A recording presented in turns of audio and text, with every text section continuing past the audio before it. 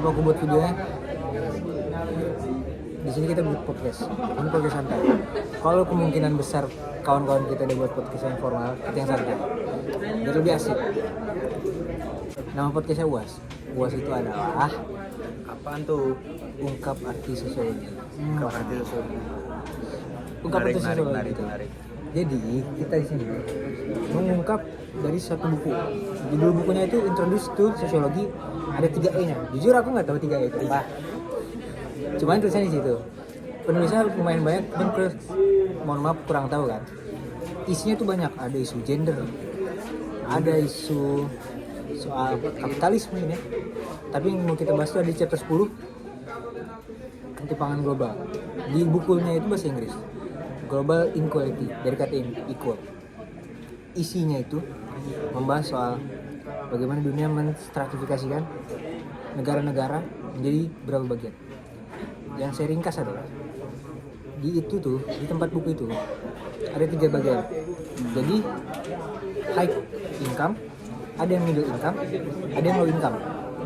Jadi mereka tuh menstratifikasikan dari segi faktor ekonominya. Ada yang negara dengan ekonomi maju, ada yang lebih ke middle-nya. Middle itu karena emang dia ibaratnya jadi perantaranya. Ada yang low-nya, yang jadi benar-benar diasingkan, dialienasikan. Itu alienasi. Cuman kalau di sini mereka lebih menjerumus ke teori modernisasinya sama dependensi. Cuman kita membahas modernisasinya. Kenapa saya memanggil kawan saya Rahadi Prayoga? Karena saya mau mengkaji di satu topik yaitu bidang kopinya. Jadi bagaimana kopi global lah ya. Global betul.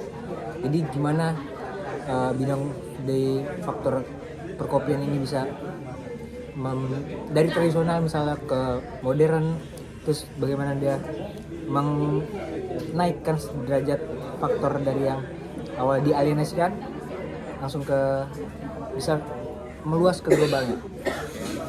Jadi sebelumnya boleh perkenalkan diri dulu mungkin Rahadi Prayoga. Saya Rahadi Prayoga. Saya mahasiswa sekaligus ya mahasiswa lah. Mahasiswa biasa aja. Mahasiswa. Iya. Kalau betul kerja apa? Kerjanya saya ya sekedar buat kopi aja. Oh, berarti betul lah saya undangnya ya kan. Jadi nggak usah terlalu mendalam lah ya. Aman aja bang. Kita kan podcast santai, nggak usah bikin formal. Biar formal lu kelompok lain, iya nggak bu? Jadi di sini tuh langsung aja pertanyaan bang. Kan saya mau menjelaskan tadi ketimpangan global itu kan banyak faktornya lah. Kalau dari kita kaji ke kopi tuh bang, kopi yang dulunya itu kan tradisional, kayak kopi dulu tuh mana ada sih yang tahu-tahunya gitu. Jadi paling cuma di negara itu, enggak di daerah itu aja. Kalau boleh tahu hambatan tradisional yang nyata di industri kopi itu apa ya? Nah, hambatan tradisional.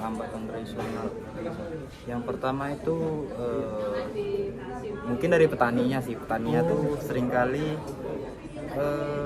mementingkan kuantitas yang dihasilkan dari yang mereka panen daripada kualitas. Seringkali tuh yang mereka hasilkan tuh banyak yang rusak lah istilahnya. Sama mereka juga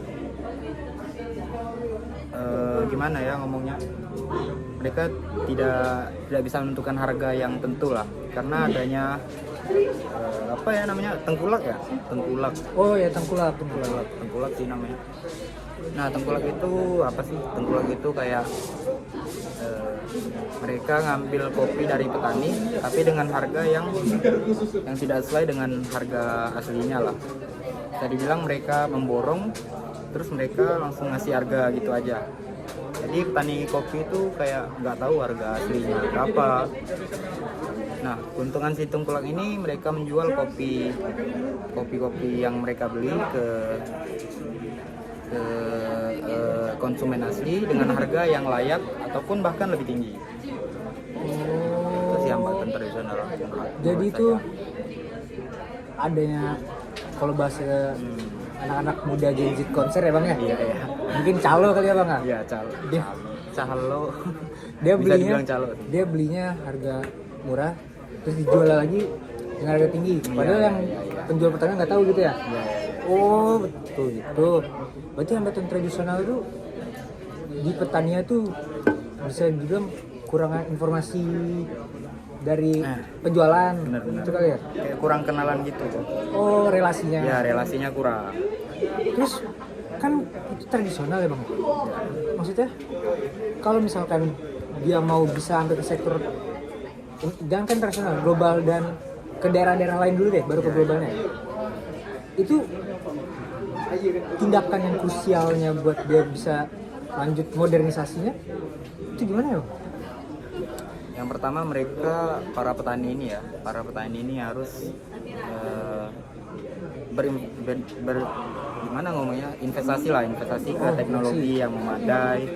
Contohnya ya proses pengolahan kopi yang paling umum, paling sering didengar lah, itu ada wash, ada natural.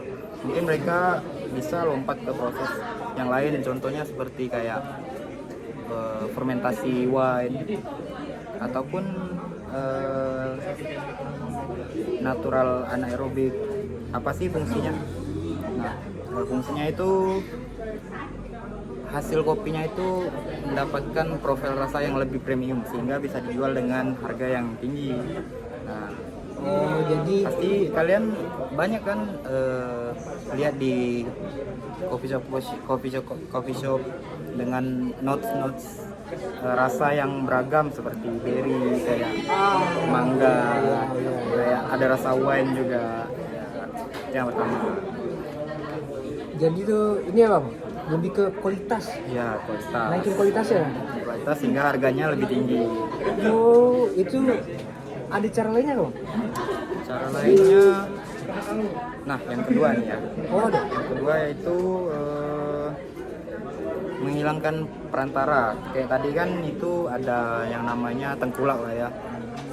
Nah si petani ini bisa belajar kayak dagang gitu, langsung ke produsennya ataupun langsung ke konsumennya, sehingga mereka menjual dengan harga langsung, kemudian harganya cocok lah, harganya dengan layak lah istilahnya ya, ataupun bisa juga lebih tinggi harganya. Oh mungkin gini kali ya bang, berarti para petani itu harus investasi di teknologi sama inovasinya ya? Iya benar. Jadi kayak dia harus ngembangin skill sama ngembangin teknologi dari petani-petaninya agar bisa masuk ke global. Itu benar sih, masuk ke teori modernisasinya sih bang. Karena kan teori modernisasi menekankan kan perubahannya juga kan. Jadi inovasi ke yang lain, dia lebih ke memajukan lah. Cuman bang, teori modernisasi kan ada kritiknya juga bang. Iya. Jadi kan gak semuanya kan bisa mendapatkan. Jadi menurut abang gimana?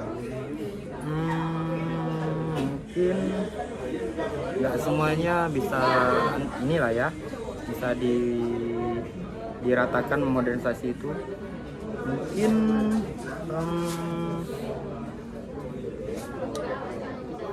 Mungkin dari tadi sih, misalnya teknologi yang mereka gunakan itu lebih memadai itu, jadi mereka menghasilkan kopi yang premium sehingga mereka bisa menjual dengan harga yang lebih tinggi. Kan banyak tuh rasa-rasa yang menarik dari kopi kan, mereka dari situ bisa mendapatkan harga jual yang layak lah. Nah seperti itu. Oh, oke bang. Berarti emang industri kopi itu bisa naik ya, walaupun ketimpangan dari global itu kan serangan kan lumayan kan ya bang. Iya lumayan. Jadi kayak sebenarnya faktornya banyak sih bang. Faktornya banyak.